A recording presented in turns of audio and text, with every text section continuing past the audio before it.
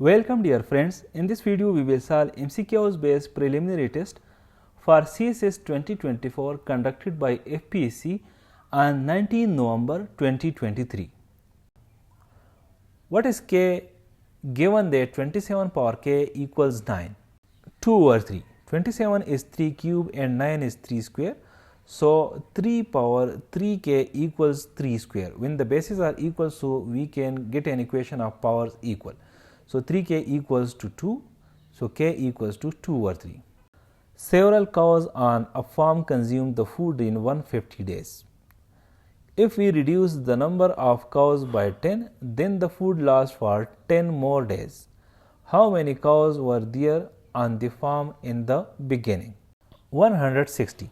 इसको सॉल्व करने के लिए हम सपोज करते हैं कि जो नंबर ऑफ काउज है दैट इज n. अब n नंबर ऑफ काउज के लिए जो फूड अवेलेबल है वो कंज्यूम कर सकते हैं 150 डेज में. फिर जब अगर काउज को कम किया जाए, इसके से जो है ना 10 को हटाया जाए, तो फिर जो फूड है वो कंज्यूम हो सकता है 160 डेज में.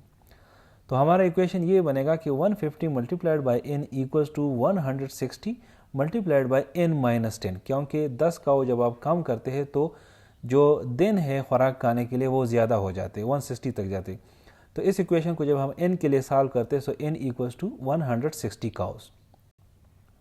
A train of length 99 meter takes 11 seconds to pass completely through a station of length 231 meter. What is the speed of the train in kilometer per hour? 108. इसको सॉल्व करने के लिए पहले हम ये देखते हैं कि टोटल डिस्टेंस कितना कवर करता है ट्रेन. पहले तो ट्रेन का अपना लेंथ दैट इज़ 99 मीटर और फिर जो स्टेशन का लेंथ है that is 231 metre. So 99 plus 231 equals 330 metre. फिर हम ये देखते हैं कि टोटल टाइम कितना लेता है इस डिस्टेंस को कवर करने के लिए, दैट इज़ 11 सेकंड्स. तो स्पीड को फाइंड करने के लिए हमारे पास फार्मूला ये है कि distance cover divide by time taken. Distance यहाँ पर 330 मीटर है और टाइम 11 सेकंड्स है. So 330 divide by 11 equals to 30 metre per second. अब 30 मीटर पर सेकंड को अगर हम किलोमीटर पर आवर में कन्वर्ट करें तो हमारे साथ आंसर आएगा 108 kilometre per hour. A, B and C shares $112. B receives $12 less than A and C gets twice as much as B. How much does C get? 50. इसको solve करने के लिए हम एज्यूम करते हैं कि B के जो शेयर्स है वो X के बराबर है. अब A का शेयर कितना है, वो है B के शेयर प्लस $12, तो वो हो जाएगा X प्लस 12. C के शेयर्स जो है वो B के ट्वाइस है, B के डबल है, तो C के शेयर्स हो जाएंगे 2x. तो जब हम तीनों के शेयर्स कंबाइन करेंगे तो वो $112 के बराबर होने चाहिए. तो हमारे पास की इक्वेशन कुछ इस तरह से बनेगा कि x plus 12 plus 2x equals to 112. इसको जब हम x के लिए सॉल्व करेंगे तो x हमारे पास आ जाएगा 25. इसका मतलब है कि B के जो शेयर्स है वो आ जाएंगे $25. अब C के लिए हमें कंडीशन किया है कि C gets twice as much as B. तो C को B का दोगुना मिल रहा है. चूँकि B के हमारे पास बन रहे $25, तो C के हो जाएंगे 2x. That is 2 multiplied by 25 equals $50. Find an integer such that 4 times the number subtracted from 2 times the square of the number gives 15. None of these, क्योंकि इसके लिए जो इक्वेशन बनता है इसके लिए कोई सोल्यूशन नहीं है ऑप्शंस में. Zahid is 6 times as old as his daughter Zoya. How old was Zahid when Zoya was born if the sum of their ages will be 49 in 7 years? 25. Find two consecutive positive numbers such that the sum of their squares is 7 less than 120.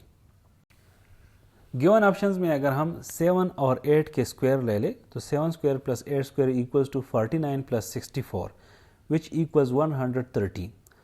तो जब 7 और 8 के हम square लेते हैं और इसको सम करते हैं तो हमारे पास 113 आता है. और 120 से जब हम 113 माइनस करते हैं तो हमारे पास 7 आ जाता है. इसका मतलब है कि 7 लेस देन 120. तो करेक्ट ऑप्शन 7 और 8 है. A light shop sells lights. They sold 25% of the lights and still had 1500 lights left. How many lights were there in the beginning. 2000 इसको हल करने का तरीका ये है कि हमारे पास जो गिवन स्टेटमेंट है उसके मुताबिक 25% लाइटें फ़रोख्त हो चुकी है और इसके साथ 1500 लाइट अभी भी बचे हैं। तो 25% अगर फ़रोख्त हो चुकी है और जो बची है 1500 लाइट्स बची है, तो इसका मतलब है 75% लाइट्स अभी भी बची है। तो ये 1500 लाइट्स जो है वो जो ओरिजिनली उसके साथ जितने लाइट्स थे उन सारों के ये 75% बन रहे। तो हमारे पास इसके ज़रिए हम एक इक्वेशन बना सकते हैं, दैट इज़ कि हम टोटल लाइट्स को एज्यूम करते हैं कि वो x थे, तो उस x को हम 75% से मल्टीप्लाई करेंगे। 75% का मतलब है 0.75 के साथ उसको मल्टीप्लाई करेंगे, तो हमारे पास जो दूसरी साइड पे आएंगे दैट इज़ 1500, मतलब 75% of the x is equal to 1500। So 0.75 multiplied by x equals to 1500 और x को अगर हम x के लिए सॉल्व करते हैं तो हमारे पास आंसर आएगा 2000। Given x square minus 11x plus 10 equals 0, then x is none of these. इस पे अगर हम फैक्टराइजेशन मेथड अप्लाई करें that is x minus 1 into x minus 10 equals 0, तो यहाँ पर हमारे पास जो रूट्स आने चाहिए, एक 1 आना चाहिए, एक 10 आना चाहिए, जो कि गिवन ऑप्शंस में नहीं है। So none of these. The total cost of 5 markers and 1 pencil is rupees 245 and the total cost of 3 markers and 3 pencils is rupees 327. What is the cost of 1 marker?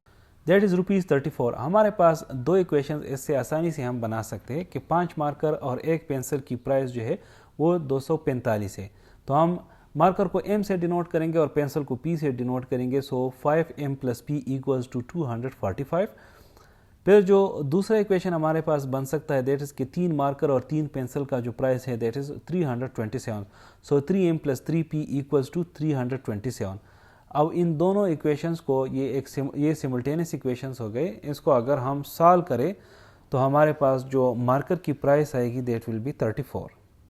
The first term in a sequence is 1 and the second term is 5। From third term onwards each term is the average arithmetic mean of all preceding terms. What is the 27th term in the sequence? 3. अब इस statement के मुताबिक जो sequence दिया गया है उस sequence में पहला टर्म 1 है और फिर दूसरा टर्म 5 है और फिर इससे ऑनवर्ड जितने भी टर्म्स है वो इस सीक्वेंस के एवरेज यानी अरिथमेटिक मीन के बराबर है। तो इसके सॉल्व करने का आसान तरीका ये है कि जो पहले दो टर्म्स ऑलरेडी दिए गए हैं उसका हम एवरेज फाइंड करेंगे यानी अरिथमेटिक मीन फाइंड करेंगे। अरिथमेटिक मीन फाइंड करने का तरीका ये है कि जो टर्म्स है उसको हम सब्ट्रैक्ट करेंगे और जितने नंबर ऑफ टर्म्स है उस पर डिवाइड करते हैं।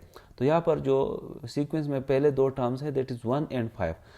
सो 1 और 5 को हम ऐड करेंगे, ये 6 हो गए और जो नंबर है इसके नंबर 2 है, मतलब दो टर्म्स है, इसको 2 से डिवाइड करेंगे। सो 6 डिवाइड बाई 2 इज़ 3। इसका मतलब ये है कि हमारे साथ जो इसका अरिथमेटिक मीन है वो 3 है और इससे आगे जितने भी टर्म्स है इस सीक्वेंस में, मतलब 1 और 5 के बाद जितने भी टर्म्स है वो इसका अरिथमेटिक मीन है, मतलब इसके बाद सारे जितने भी टर्म्स है वो 3 है टिल 27। तो सो 27 टर्म भी इसका 3 ही होगा। A baker sells different types of cakes in his shop. Every small cake costs X dollars and every large cake costs 2x plus $3. The cost of 3 small lemon cakes and 2 large lemon cakes is $16.36. What is the cost of one small lemon cake? $1.48। अब इसको solve करने के लिए हम assume करते हैं कि small cake पे जो कास्ट आता है दैट इज़ $X और लार्ज केक पे जो कास्ट आता है दैट इज़ 2x plus $3। अब जो स्टेटमेंट हमें दिया गया है स्टेटमेंट के मुताबिक 3 स्मॉल लेमन केक्स पे और 2 लार्ज लेमन केक्स पे जो कंबाइन कास्ट आता है दैट इज़ $16.36। तो इसके ज़रिए हम एक इक्वेशन बना सकते हैं कि 3 स्मॉल लेमन केक का मतलब हो गया 3x और 2 लार्ज लेमन केक्स का मतलब हो गया 2 इंटू 2x plus 3, क्योंकि 2x plus 3 हमारे साथ कास्ट है लार्ज केक का। और ये दोनों का जब हम कास्ट कंबाइन करेंगे तो इन दोनों का कंबाइन कास्ट जो है वो बनेगा $16.36। तो इस इक्वेशन को हम x के लिए सॉल्व करेंगे और x की वैल्यू आएगी $1.48। तो इस तरह से जो हमारे साथ स्मॉल लेमन केक की कास्ट है that is $1.48. If one angle of an isosceles triangle is 68 degrees, then possible values of the second angle are none of these. Isosceles triangle वो ट्राइंगल होता है जिसके दो साइड्स और दो एंगल्स सेम होते हैं। अब यहाँ पे अगर हम देखें तो हमारे पास दो केसेस बन सकते हैं, क्योंकि हमें एक एंगल दिया गया है 68 डिग्रीज। अगर हम कंसिडर करते हैं कि ये जो 68 डिग्री है ये अनइक्वल एंगल है इस आइसोसेलेस ट्राइंगल का, तो बाकी जो दो एंगल्स होंगे वो सेम होने चाहिए। तो बाकी दो एंगल्स को फाइंड करने के लिए हम क्या करते हैं कि एक ट्राइंगल के जो सम ऑफ एंगल्स होते हैं वो 180 डिग्रीज होते हैं। तो 180 डिग्री से हम 68 डिग्री को सब्ट्रैक्ट करेंगे और 2 पे डिवाइड करेंगे, तो हमारे साथ जो एंगल आएगा जो कि यहाँ पर 56 डिग्रीज है, इसका मतलब ये है कि जो बाकी दो एंगल्स है वो चूँकि सेम होने चाहिए, तो उनका जो मेजरमेंट होना चाहिए वो 56 डिग्रीज होना चाहिए, जो कि गिवन ऑप्शंस में नहीं है। अब दूसरे केस को हम एज्यूम करते हैं। दूसरा केस ये है कि 68 डिग्री जो है वो हम one of the equal angles को कंसिडर करते हैं कि 68 डिग्री जो है ये इक्वल एंगल्स में से है एक। तो अगर 68 डिग्रीज इक्वल एंगल्स में से है तो इसका मतलब ये है कि दूसरा एंगल भी 68 डिग्री का होगा और हमें तीसरा एंगल जो है वो फाइंड करना होगा। तो तीसरे एंगल को फाइंड करने के लिए हमें जो दो सेम एंगल्स है उनको सब्ट्रैक्ट करना होगा सम ऑफ द एंगल से। जो सम ऑफ द एंगल्स है दैट इज 180 डिग्री। किसी भी ट्राइंगल के सम ऑफ द एंगल्स 180 डिग्रीज होते हैं।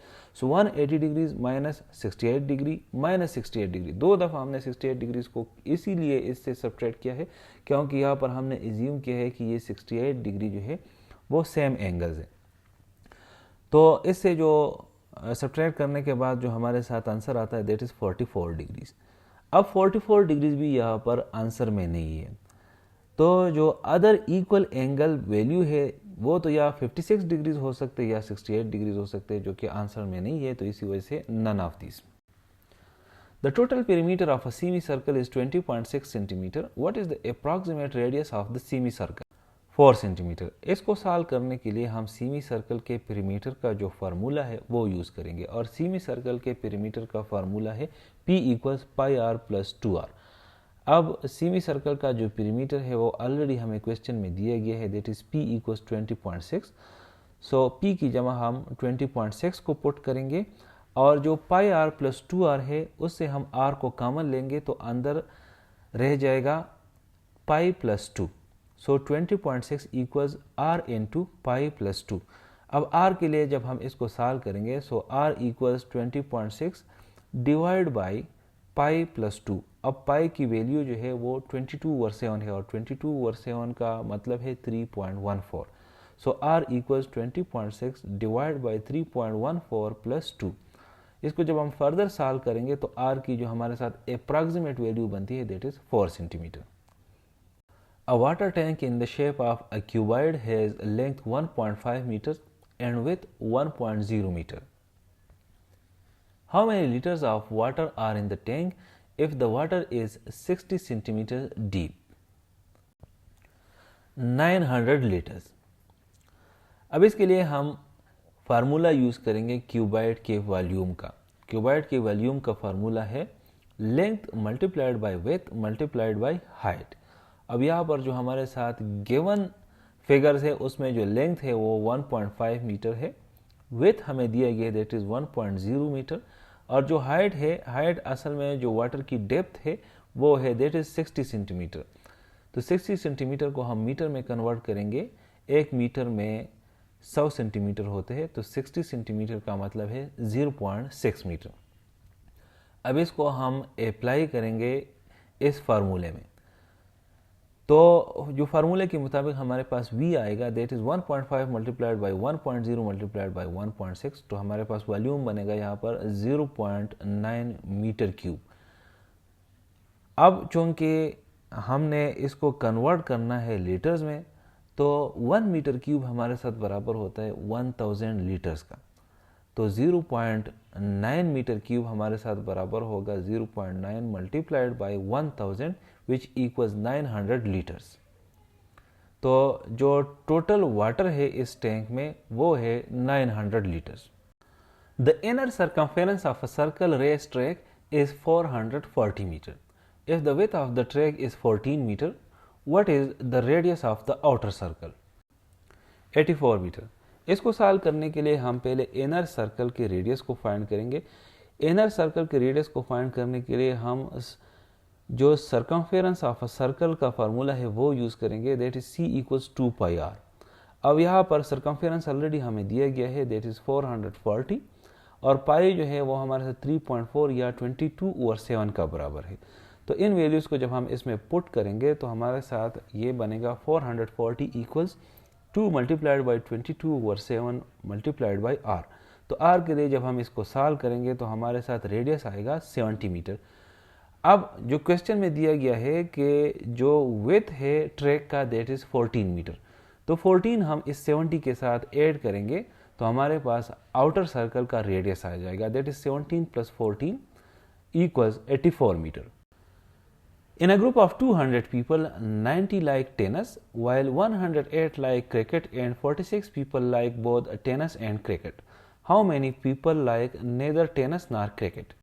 48। अब इसको सॉल्व करने के लिए हम पहले उन लोगों की तादाद फाइंड करेंगे जो कि एटलीस्ट वन स्पोर्ट को लाइक करते हैं, या क्रिकेट को या टेनिस को, that is n of t union c।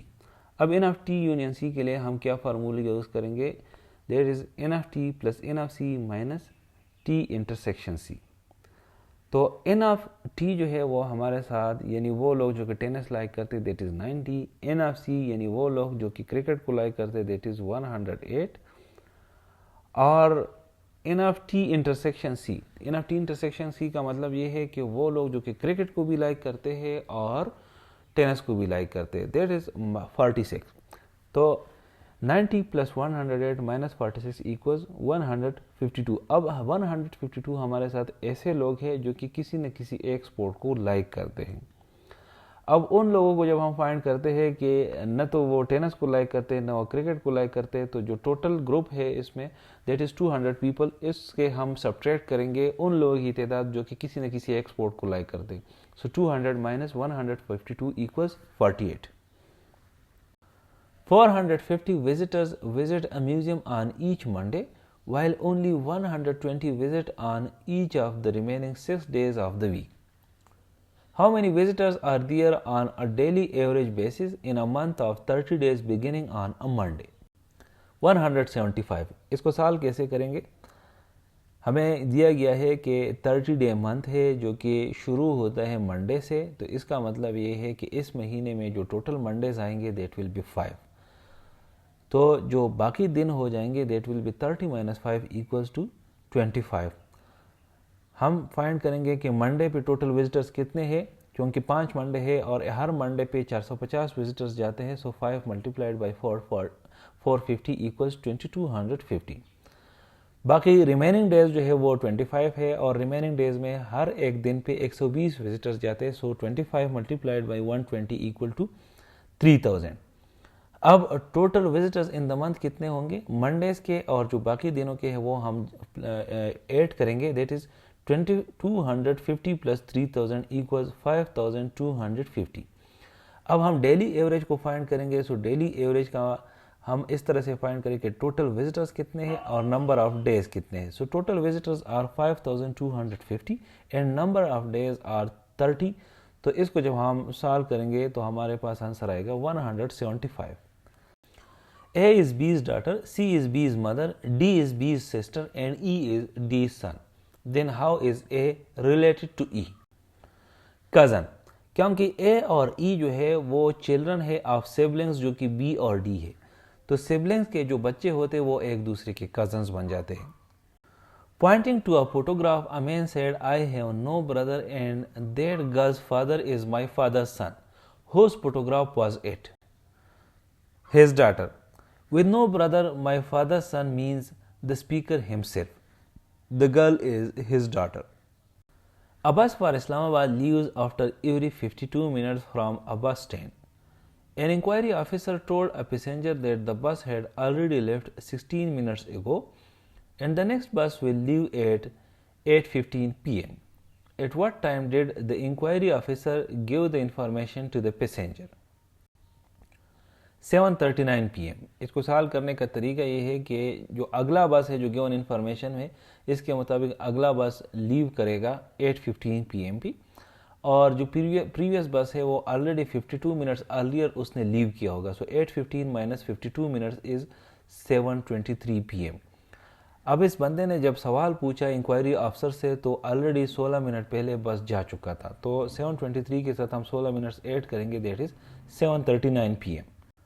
Pearl Tower is taller than Sky Tower but shorter than Ocean Tower. Ocean Tower and MCB Tower are of the same height. Pearl Tower is shorter than Bahria Tower. Which one is the second shortest among all the buildings? Pearl Tower. अब जो statement दिया गया है इसका मतलब है कि जो स्काई टावर है वो शॉर्टर है पर्ल टावर से, और जो पर्ल टावर है वो शॉर्टर है ओशियन टावर से और MCB टावर से और बहरिया टावर से। तो हमारे साथ जो शॉर्टेस्ट बनता है यहाँ पर that is sky tower, and second shortest जो है दैट इज पर्ल टावर। तो हमारे पास जो करेक्ट आंसर बनेगा that is pearl tower.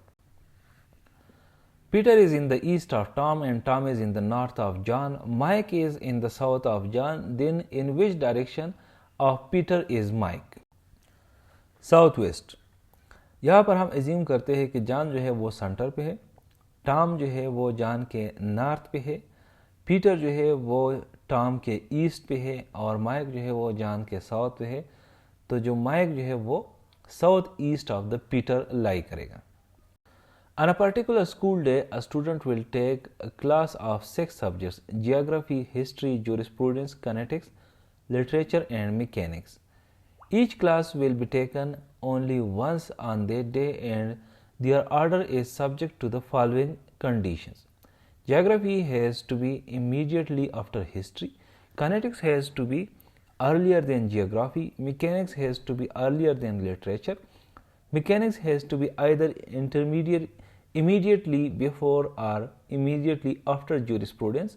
If literature is earlier than kinetics, then history must be in the following position. Then history must be in the 5th position. 6 girls are sitting in a circle facing towards the center of the circle. R is between N and S. P is next to the left of V. R is far to the right of P. What is the position of T? To the immediate right of V. अब जो 6 positions है इसको जब हम arrange करते हैं तो P जो है immediately to the left of V है, R जो है वो फोर्थ है to the right of P, और N और S जो है वो आइदर साइड ऑफ R है। तो एक रिमेनिंग सीट जो है वो रहती है T के लिए which is immediately to the right of V। Thank you for watching this video. Stay blessed.